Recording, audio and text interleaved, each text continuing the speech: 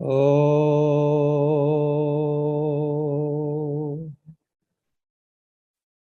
Purnamada Purnamidam Purnat Purnamudachyate Purnasya Purnamadaya Purnamevavasishyate. Om Shanti Shanti Shanti. Om Sakana Bhavatu Sakana Bhunaktu Sakaviriyam Karavavagai Tejasvinavaditamastu Ma Vidvishavagai. Om Shanti Shanti Shanti.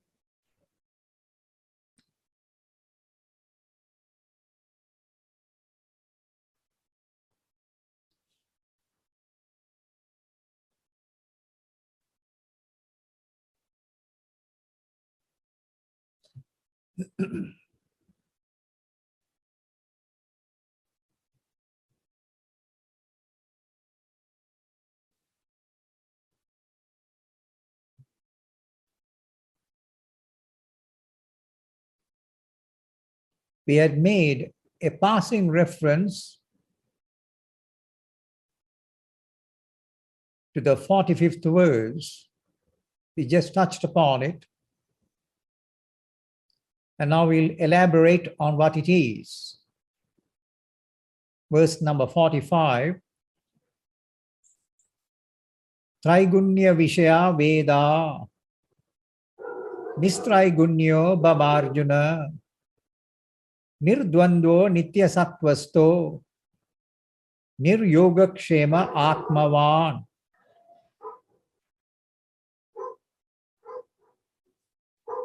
From henceforth onwards, the text will be talking of many do's and don'ts. There are certain things which we must follow up, do, and certain things which we should not, don'ts. The do's and don'ts of life. They are of two natures. One is on a worldly level, worldly norms, worldly ethics of do's and don'ts. Don't tell a lie, don't steal. That's don'ts. Speak the truth, be honest. Those are the do's. So therefore, these are the worldly ethics, which is a basic foundation of life. And part of the purpose of living life for humanity, and this is meant for the entire human race, that everybody should basically follow this up. You may call this as the dharma of living, the norms of living, the norms by which a person is to conduct himself in life, to lead a righteous and a noble life, noble way of living. So this is the worldly ethics, which is the foundation of life. It gives you moral strength and spiritual strength to follow up. Then once are acquired the moral and the moral strength by living one's life in an appropriate and righteous manner, then thereafter one will have the capacity or the ability to follow up the spiritual ethics. The spiritual ethics are the do's and don'ts, the spiritual do's and don'ts of life. And this is going to be enumerated from this verse onwards to a good extent. So now he begins and says, Three Gunas Vishaya Veda. the theme and the subject matter of the Vedas is said to be the three gunas, Trigunya Vishaya. The three modes of nature, Trigunya Vishaya. So nature as such is constituted of the three gunas, Sattva, Rajas and Tamas, symbolized by the colors white, red and black. And these three gunas or attributes of nature belong to the entire nature in all respects. The whole of material physical nature is constituted of these three gunas. You may call it the characteristics or characters of nature, like three strands of a rope. A rope may have three strands woven together. So also the whole of nature is woven, so to speak, with these three strands. And these three strands of nature, the three gunas, Sattva, Rajas and Tamas, which is said to be the constituent principles of nature. The whole of nature is constituted of this material nature.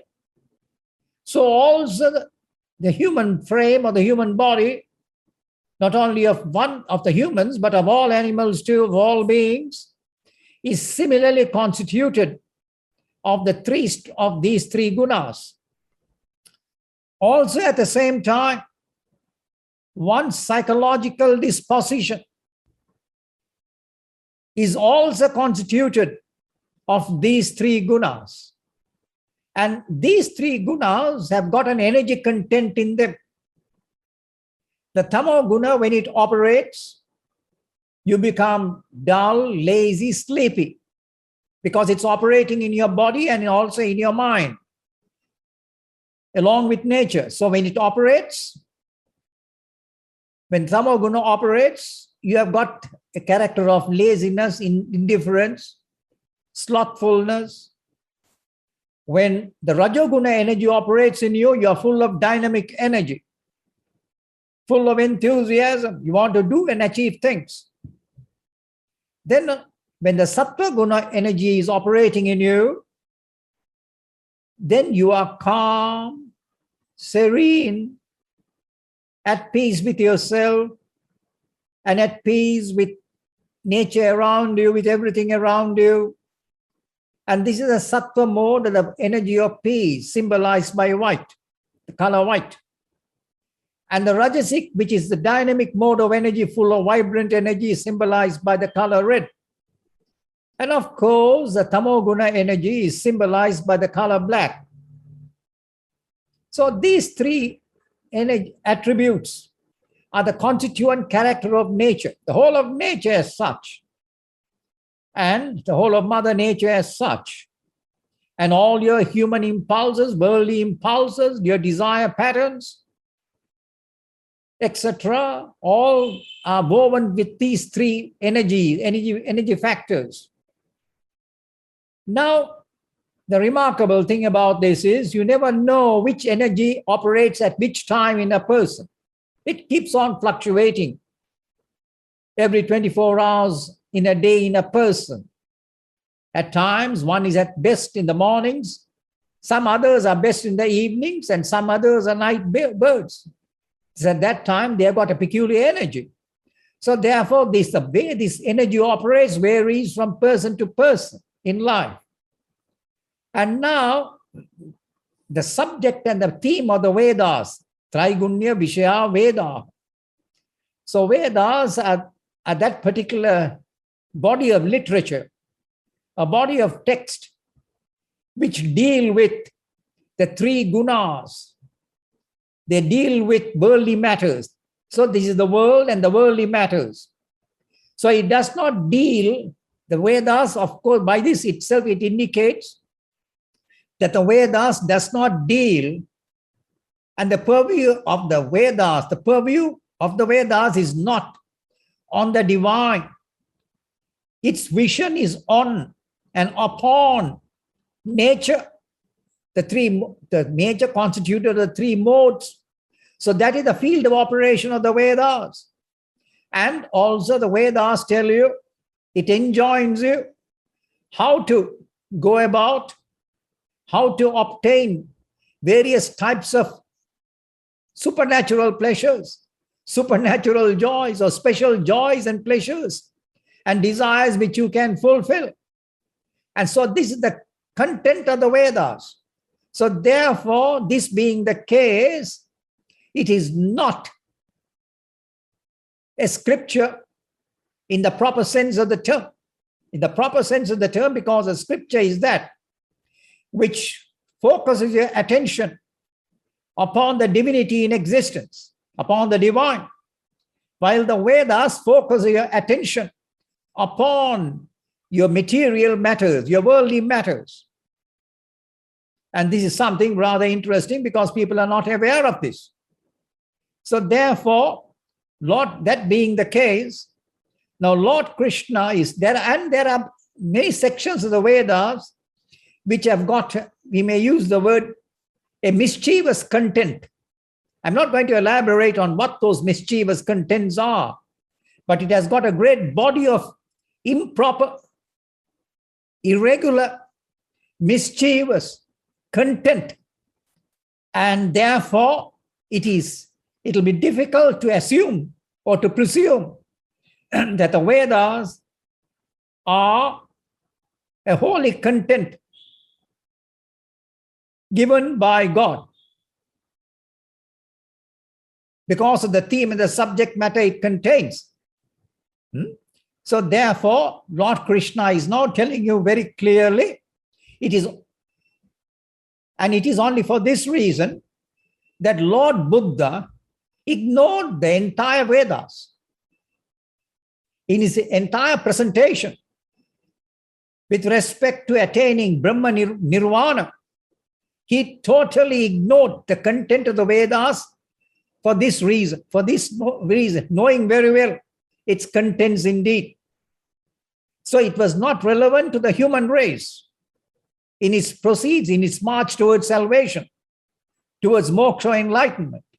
So therefore, Buddha ignored it totally. Now, Lord Krishna is telling you, Nistrai Gunyo Bhava Arjuna, that being the case, be indifferent to the contents of the Vedas. Nistrai Gunyo Bhava Arjuna, because the Vedas talk of the three gunas. That's their theme and the subject matter. Therefore, Nistrai Gunyo Bhava, that's the don'ts. That he, having mentioned what the Vedas is, now he's telling you not to get involved or interested in its contents, because its contents deal with worldly matters of pleasures and enjoyments, and it is not relevant to your good life, to your good spiritual life. So, Nistrai Gunyo Bhava Arjuna. Oh, Arjuna, you are Arjuna. Now, here also, Lord Krishna is addressing Arjuna as Arjuna.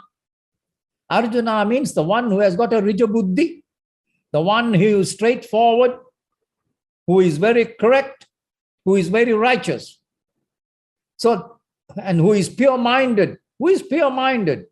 So, such a person has been addressed. So, Lord Krishna is addressing Arjuna in this manner, that you are too good for this. Because you have got a pure and straightforward nature, you don't have to get interested in such pursuits, such literature.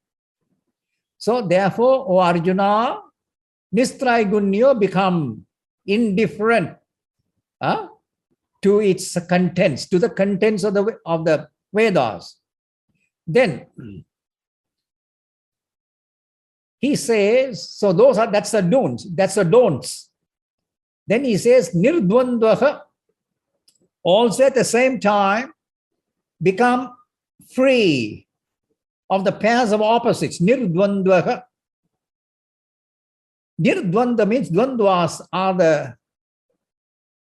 the dual aspects of life, the pleasure and the pain, success and failure. victory and defeat. So these joys and sorrows. So all these things come through in our life, in our daily life of living life. These factors, these dvandvas, the pleasure and pain, they come to us at all times indeed. So therefore now Lord Krishna is telling Arjuna, Nirdvandvaka, become free of this. Stabilize yourself. Do not get elated by the pleasures, nor sink into deep sorrows by sorrows. So neither fluctuate, do not fluctuate in your mind structure. Become free of them indeed. So rise above pleasures and pain, joys and sorrows, success and failure. Do not be concerned about that. So nirdvandvaka, that is why he says nirdvandva, because human existence revolves on these two polarities, gain and loss, success and failure. Joys and sorrows are the two polarities of life in which your daily life swings. You swing from one, your pendulum of your life swings from one extreme to the other extreme. And the weaker you are, the greater is the swing. You get destabilized. So when you rise up in elation, you are destabilized. When you sink into the depths of sorrow, similarly also you are destabilized. Therefore, try to maintain your balance and your equilibrium. So therefore, try to see to it that you become free of these two. Try to equalize them. Nirdvandvaha. Do not get caught, because they are always going to happen to you. Whenever you have a pleasant sensation, you're going to be joyous, and unpleasant sensation, you're going to be. So heat and cold will come to you automatically. Of course, in the summertime, especially in the tropics, there is a lot of heat, and if the heat comes, what do? You don't grumble about it, you just sweat it out. And if it is in winter time, if it is cold, you don't grumble about it, you shiver it out. Both ways. So therefore, these are natural phenomena of life. Natural, and thus thereby, because this will give you moral strength. The more you are able to absorb these two extremes of life, then you become internally stronger, psychologically stronger. So once you become psychologically stronger, then the world outside will have a less impact on you. It will not be able to imbalance you. So therefore he says, nirdvandvaka, become try to become free of these two opposites and equalize them. Then in order to do that, he mentions the next. So this is the don'ts. Nirdvandvaka is the don'ts. Or you can say it's the do's. Become free. Become free. And nitya sattvastaha. And become established. Nitya sattvastaha. Be established in your sattva guna. So in order to overcome your rajas and tamasic nature, your sluggish and overactive nature, instead of that, be established in a state of balanced equilibrium. Be balanced, be controlled, and then thereafter function in the world in a very cool manner indeed. Not to get overexcited over anything in the world indeed. So nitya, be poised, nitya sattvastaha, be established in the sattva mode of serenity, of calmness, of clear light. So he's telling you, he's now giving an injunction, be established in this.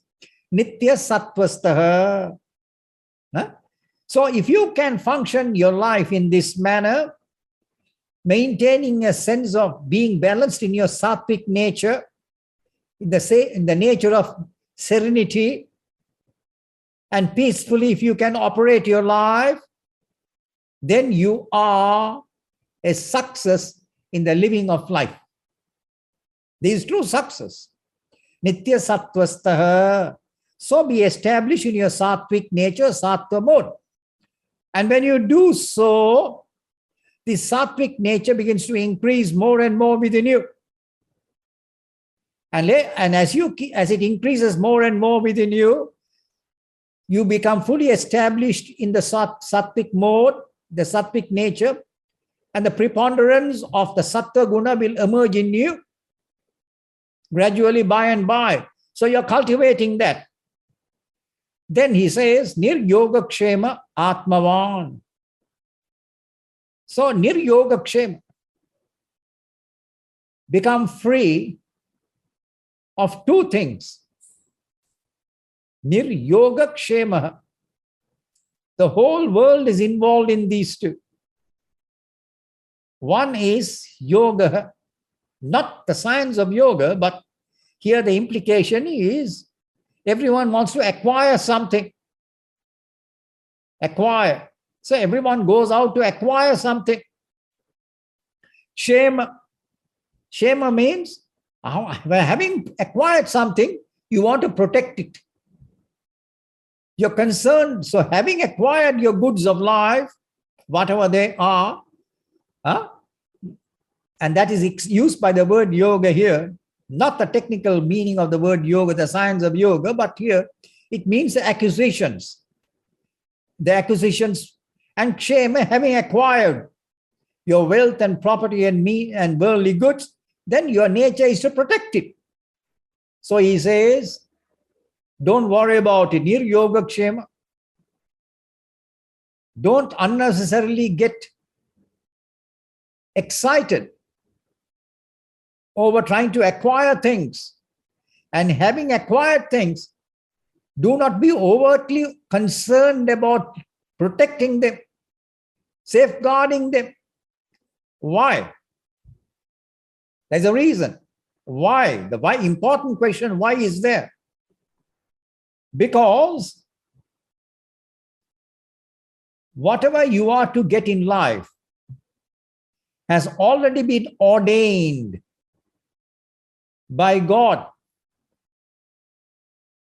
And what you will get, you will definitely get. And what you will not get, you will definitely not get. Let the whole world conspire to block you, to block and prevent you from getting what you are meant to get. They cannot succeed. On the other hand, even if the whole world conspires to give you something, it cannot give you, and it cannot stop from that coming to you, because it is meant for you. So whatever is meant for you will always reach you.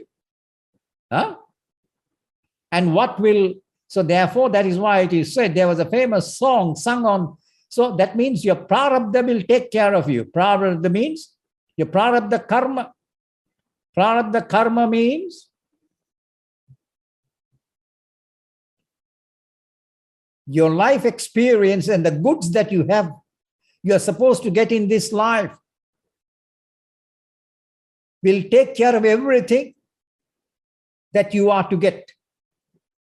It will take care of all your material goods, because whatever you are to get, you will get. And whatever you are not to get, you will never get.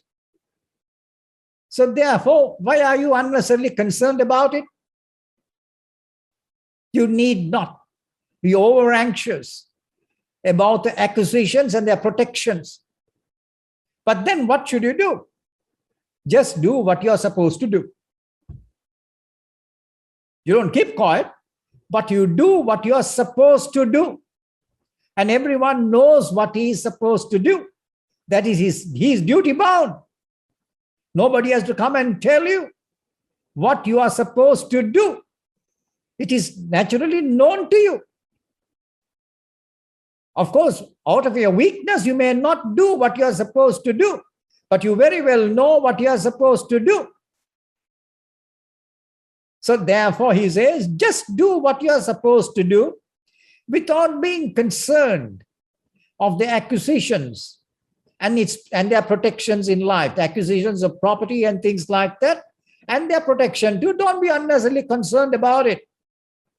That is why in the 1950s, there was a famous song which was sung in the world by Doris Day, and she sang it and beautiful. She had a beautiful voice.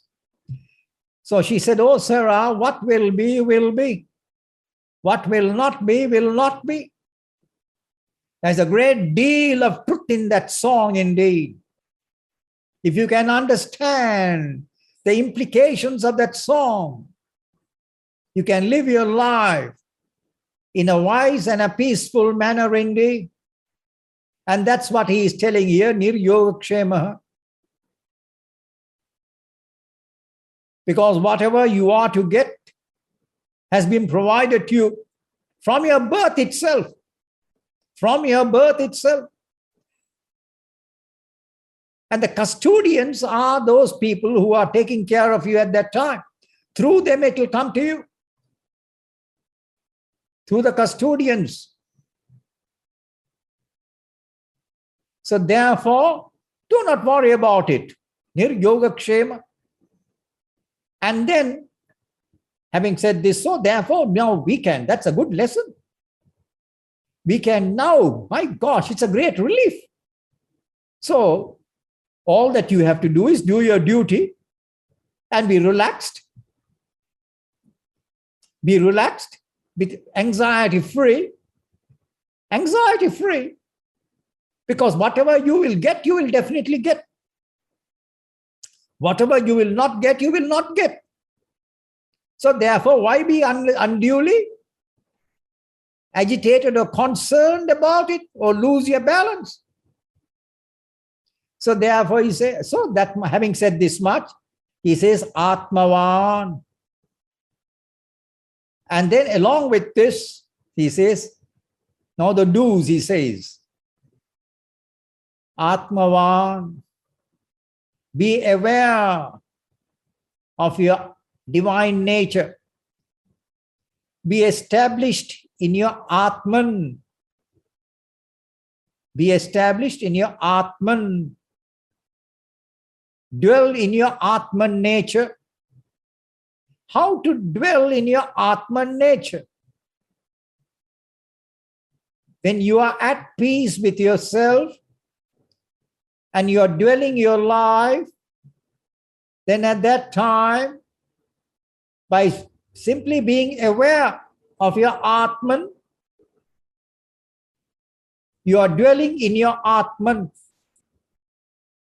Then by and by, you will settle down in your Atman. Where would you like to settle down in life? Would you like to settle down in some part of the world, on planet Earth, or in the heavenly regions? No. You want to settle down in the Atman, in your blessed divine nature. So therefore, the way to settle down is to maintain your balance. So all these little do's and don'ts that he had mentioned is now enabling you to proceed in your life in a calm, serene, peaceful manner, being aware of your divine nature. Just be aware, that's all. With awareness, keep on living. Then you're Atmavan. You're living in the Atman, in your own blessed nature. It's so simple as that. So simple. But in order to be in this state, you have to initially acquire the capacity to be at peace with yourself and peacefully operate and function in life. So therefore, in order to do that, he has used those words. Nirdvandva, Nitya Sattvastva, Niryoga Kshema, and Nistraigunya. He had used those 4 words there, which will help you to settle down in the glory of your nature indeed. Then, having said this much, in verse number 46, he says, Yavanartha udapane sarvatah samplutodake tavan sarveshu vedeshu brahmanasya vijanatah. Then he says, once he is reiterating what he had mentioned earlier as Nistraigunya. Be indifferent, do not be interested in the contents of the Vedas. That is further being mentioned with an example. Yavanartha udapane sarvatah samplutodake. Just as much as there are udapana, there are ponds of water for your little purposes like drinking and taking a bath, little pools of water found here and there. Yavana, and they only serve that much of purpose, a little purpose to quench your thirst or to take a bath, little pools of water or pools of water or buckets of water, tanks of water, will serve that purpose only. But they are only of that use. Sarvatah samplutodake. They are of that much of use only where there is a full reservoir of water everywhere. So when there is a full reservoir of water everywhere, the little pools of water that you find in jars or in ponds or in little pools are only of that much of use. That means they are insignificant. Those little pools of water, because the entire reservoir,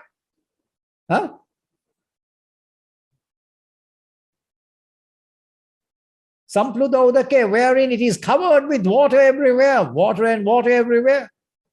So that being the case, all your little trifling wishes and desires get automatically incorporated in the entire pool of water. Just like the desire to have a drink or take a bath, all that gets fulfilled when you have water everywhere. There's no worry at all. It's the same way in Tavan Sarveshu Vedeshu. So also as far as the Vedas are concerned, Tavan Sarveshu Vedeshu.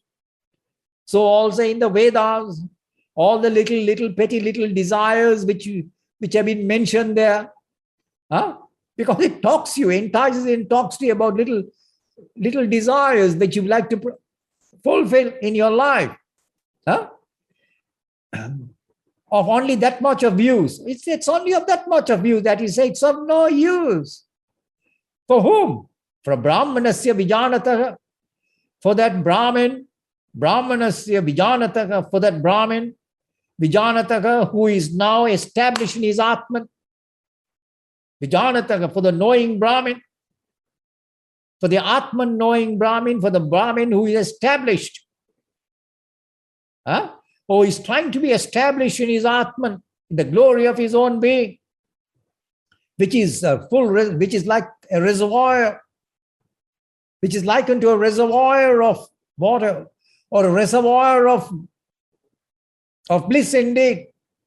All those little joys which you get of only that much of use, they are nothing indeed. So Brahmanasya Vijanatah. So once again, the true meaning of the word Brahmana means the one whose mind is focused in the Atman, only in the Atman. That is, in your divine nature, in Brahman, the Atman. Only such a person is said to be a Brahman. So once again, the scripture is very clearly enunciating and mentioning who a true Brahmin is. A true Brahmin is one whose mind will be always constantly focused in his own divine nature. Huh? For such a person, the Vedas are of that use only, of no use. It's of that use which means of no use. So a true Brahmana will not indulge in the little desire patterns enumerated in the Vedic structure. They are of no use to him, because he is now getting established in his Atman, in the glory of his own being as a divine, which is like a reservoir of water everywhere. It's a reservoir of joy, bliss and happiness indeed.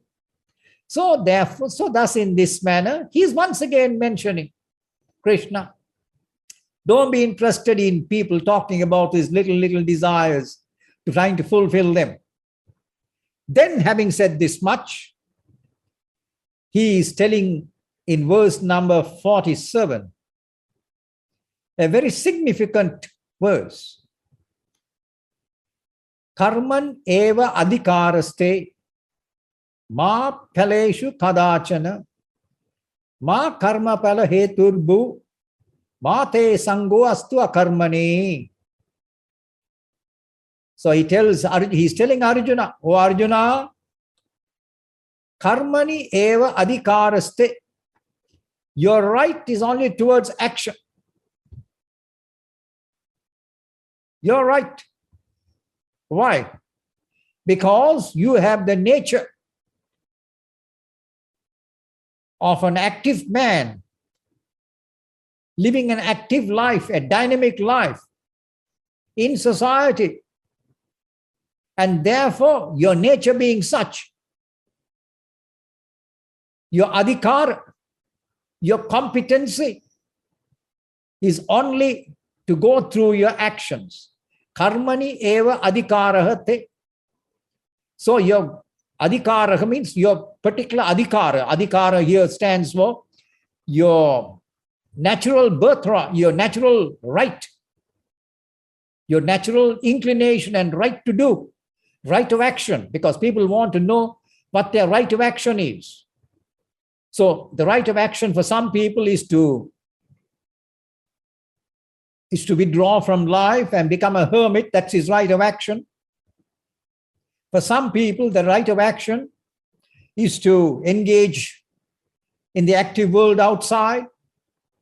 And therefore, he's telling Arjuna, O Arjuna, your right of action is to engage yourself in action. And your action, you know very well what it is supposed to be at this war front.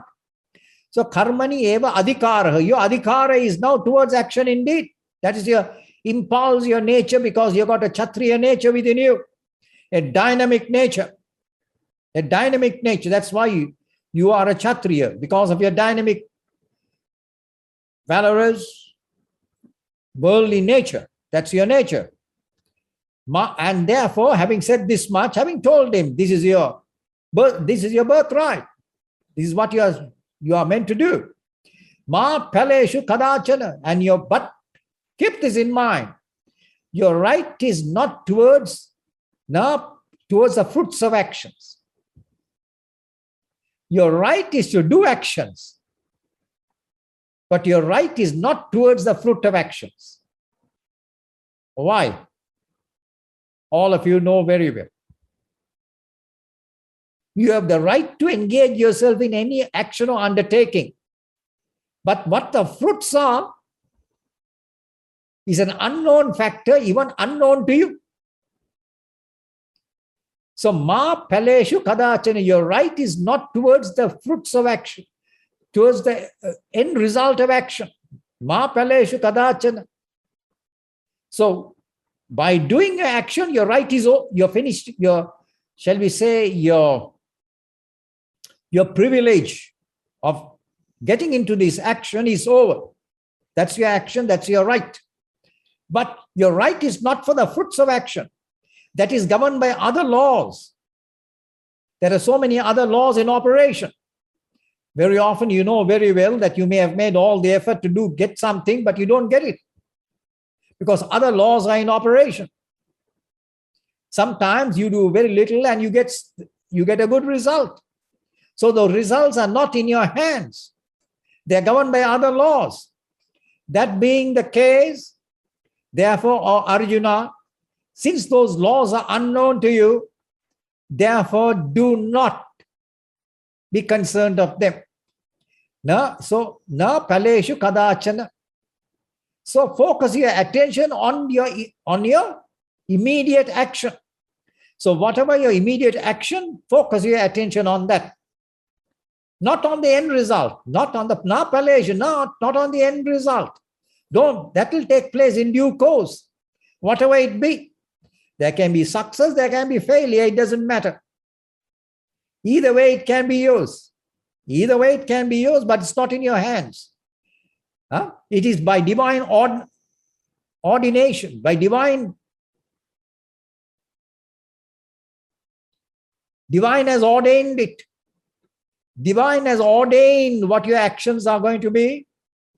Similarly, also the divine has ordained what your results or end result is going to be too. So that is in his hands, not in your hands. That you know very well. That is why when you venture into any action, you do not know what the end result is going to be. You hope that it may turn out well. You hope. Of course, the hoping is, but even he says, don't even hope. Don't even hope. But don't worry about it. Because if you hope, you're looking at the end result. Just mind your own business. In short, he's telling you, mind your own business. I will mind my business. So your business is to do, and my business is to give you what you are to give you, whether you deserve it or not. So that is what he is implying here. So ma paleshu kadachana. So don't ever get interested in the end result of your endeavors, of your actions. So now here, this is the science of karma yoga which is being elaborated here. Ma karma pala heturbu. Then at the same time, do not initiate an action in order to obtain some result or some fruit out of it. Because if you initiate an action wishing to obtain an end result or a fruit, then you know what will happen? You will have to take another birth to come and experience that which you had initially generated in this life. So this wish that you had generated in this life will make you get reborn to obtain the end result of your wish in another lifetime, in case you don't get it now. So by this, you are perpetuating your own karma. But on the contrary, you have got to terminate your karma. So therefore, in order to terminate your karma, which is your present prarabdha karma, your present prarabdha karma is that karma which has come down to you in this lifetime. From the moment that you are born till you exit from this world, the series of actions which have come your way are those actions which have been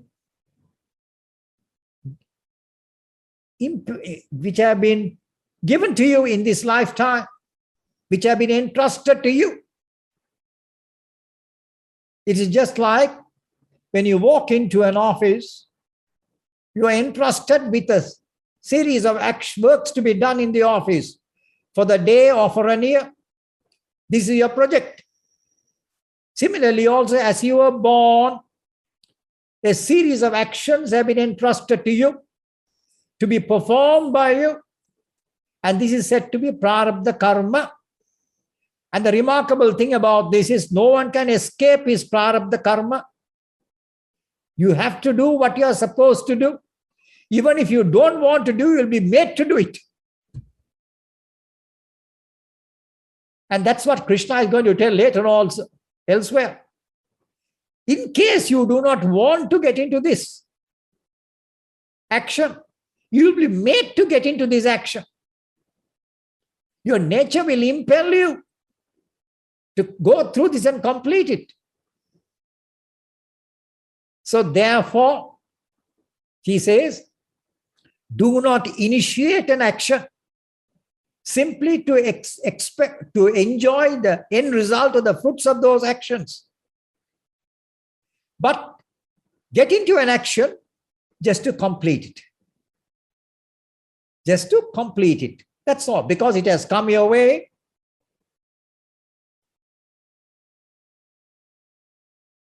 The baby is crying. All that you have to do is try to console the baby, give it loving protection, hug the baby, which gives comfort and warmth to the baby. And if the baby is still hungry, give it a little food, the matter is over. The matter is over. So that is your karma which you are supposed to do. Just do it and take care of the situation. So therefore in life, whenever karma actions come your way, just take care of the situation.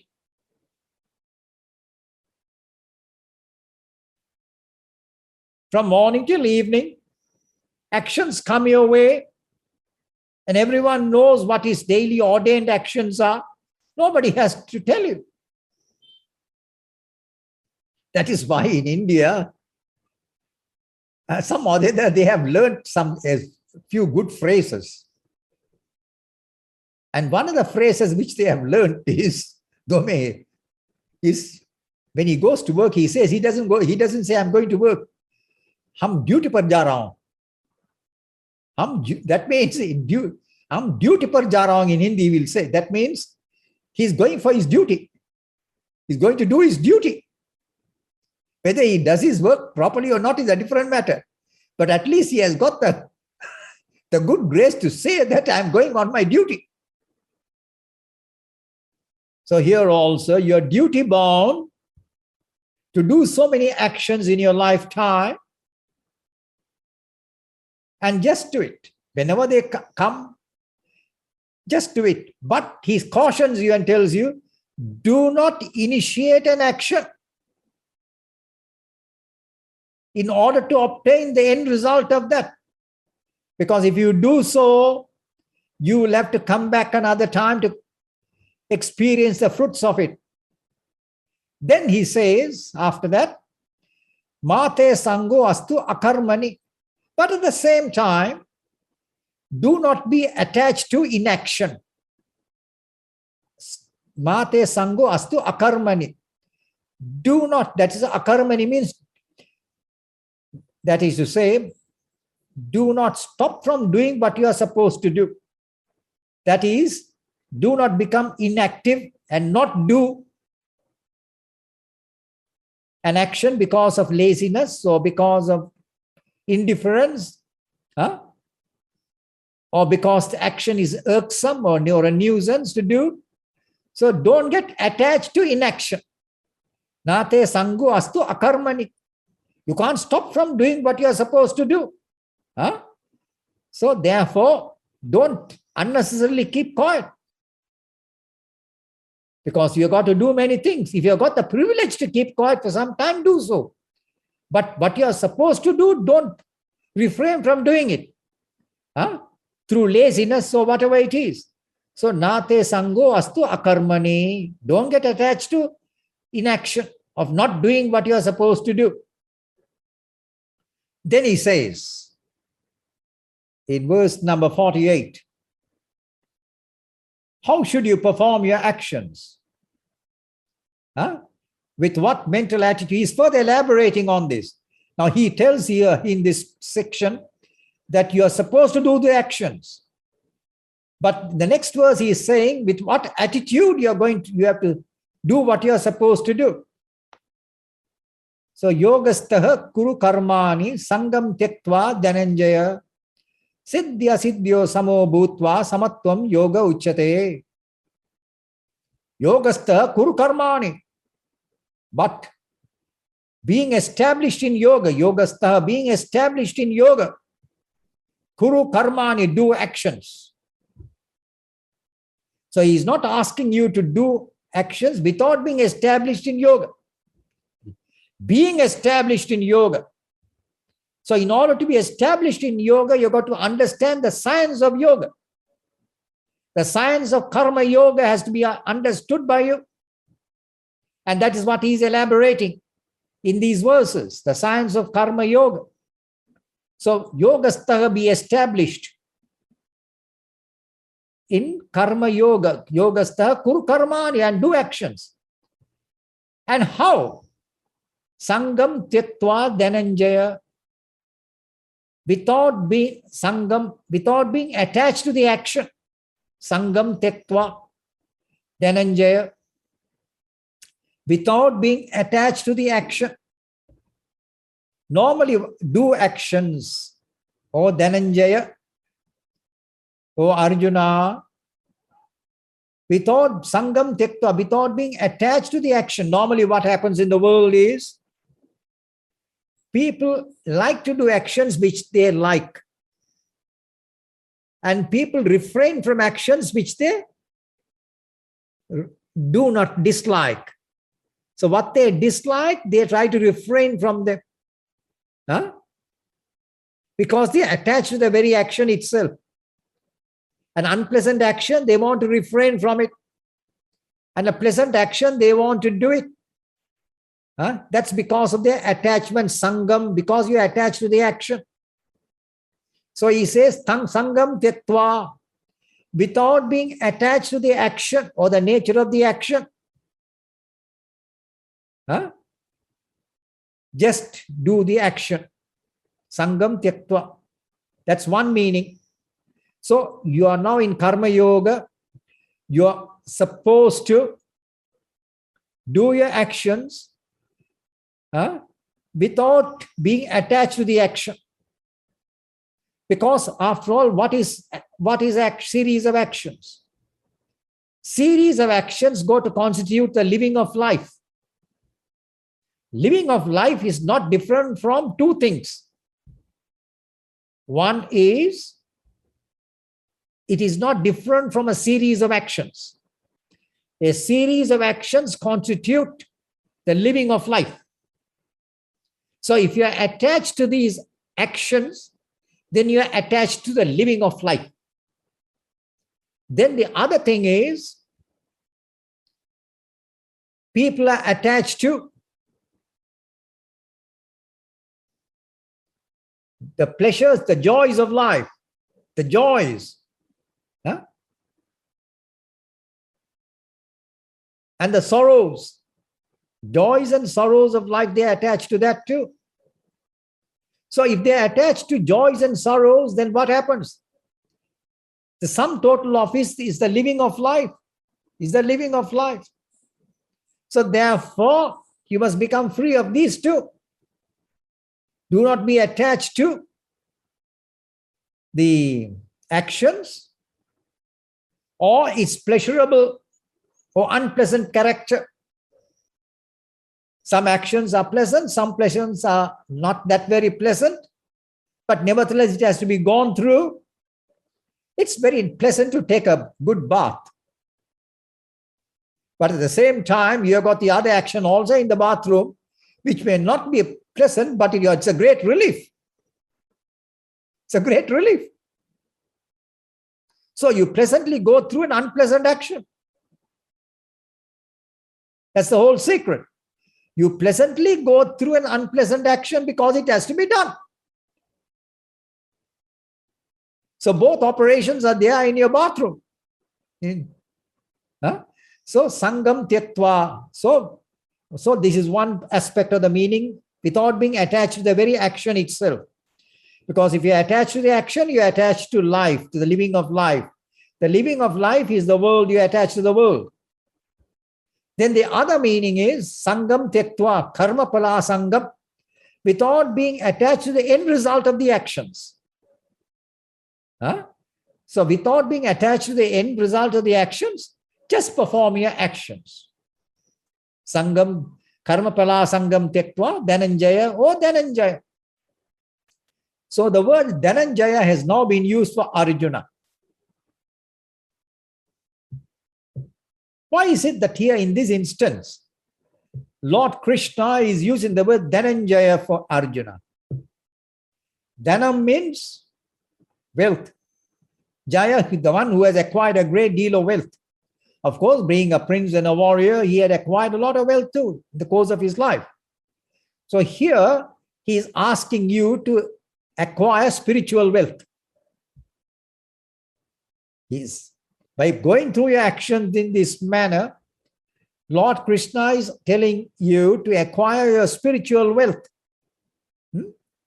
So, therefore, yogastaha kuru, and for that be established in yoga. Yogastaha. So, yogastaha.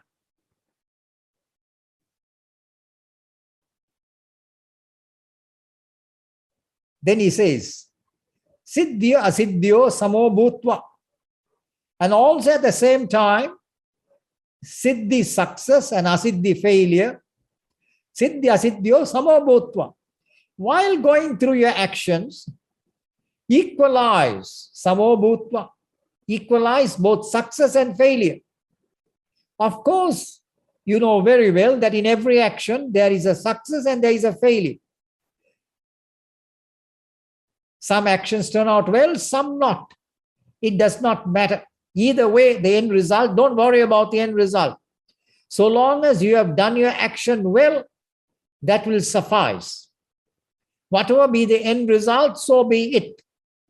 So considering the success and the failure of your action, keep them, equalize them. Don't worry about the end result. That's in other laws or operation are in operation there. Because when you are living life, you are in the living of your life, so many other individuals, the whole of nature, so many factors are involved in this. Even when a farmer goes to sow his seed, he has to sow the seed at the correct time. But having sown, there are so many other factors over which he has no control. Heavy flood waters can come and take away his seeds. Or other calamities may come. There may not be water at all, and your crop will not come up. So these are not in your own hands. Therefore, don't worry about it. But your right is only to do your action at the appropriate time when it is meant to be done. So that privilege is yours. But the end result of the harvest is not in your hands. It's not in, because other factors come into play. So therefore, siddhya siddhyo samo bhutva. Having considered success and failure the same, then go through the operations of living life.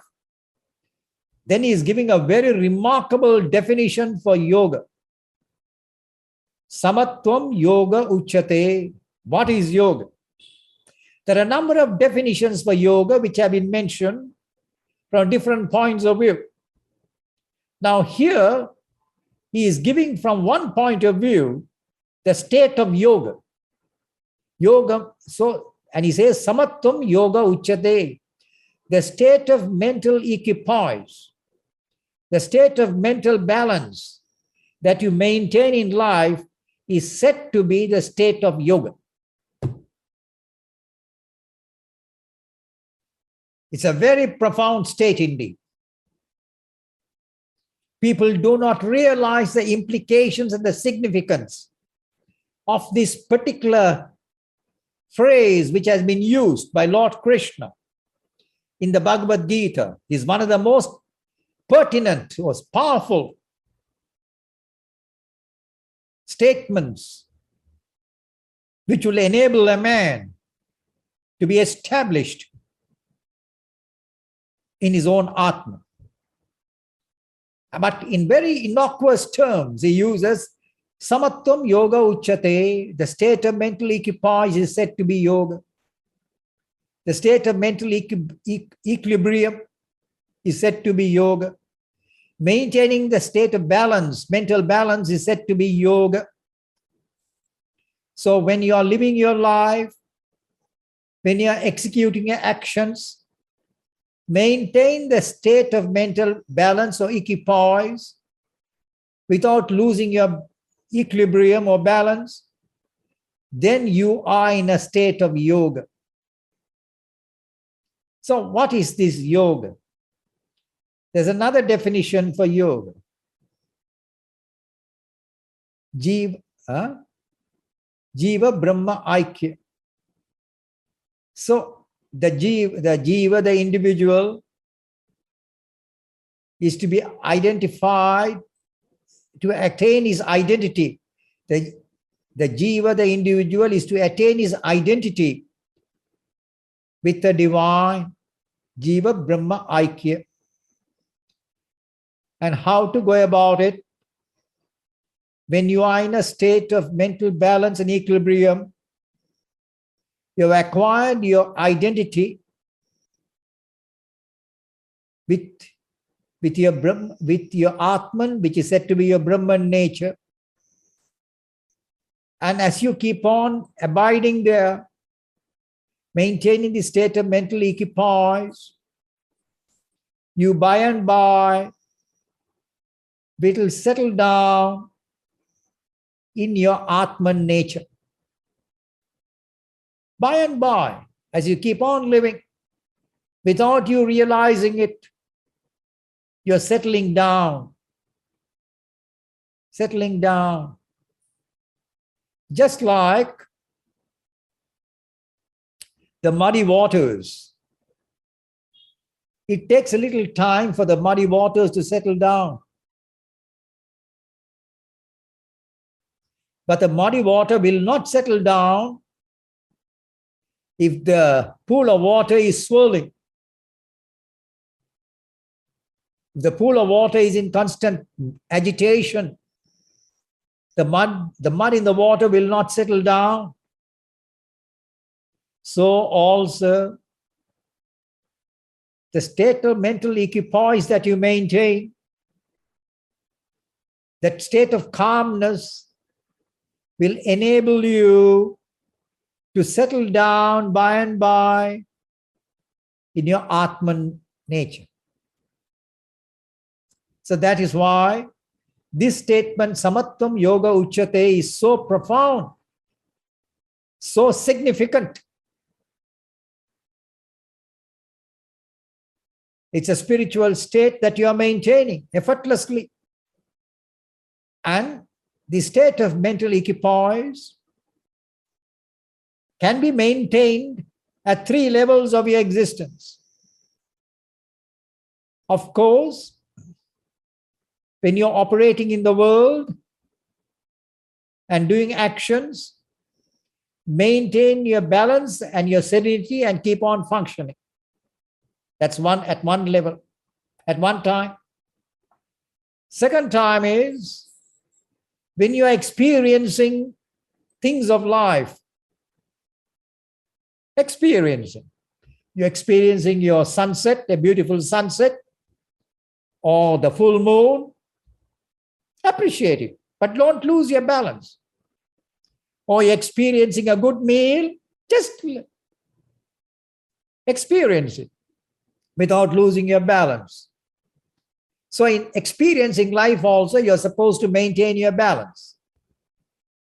Then the third phase is when you've got nothing else to do, you are neither doing any actions nor experiencing anything outside, but you are calm and serene within yourself, seated quietly.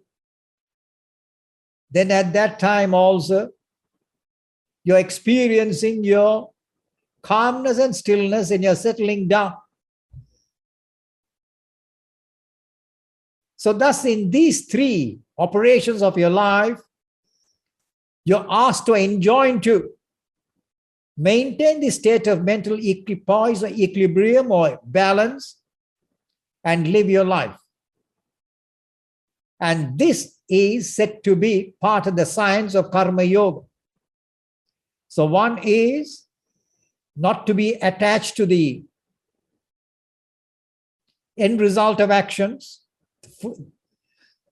Secondly,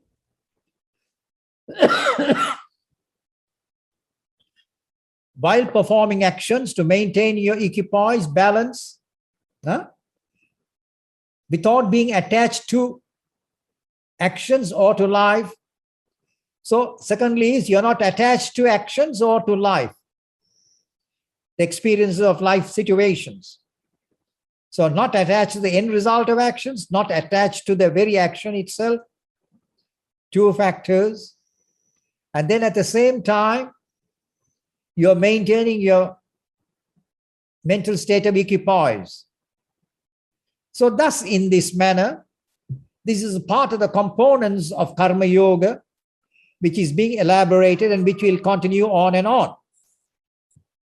So thus, he's beautifully enjoining you the art of living life, the art of living a spiritual life indeed. This is living of life itself. The art of living in a spiritual sense is being, but with a certain basic knowledge. You need this basic knowledge to live in such a manner indeed.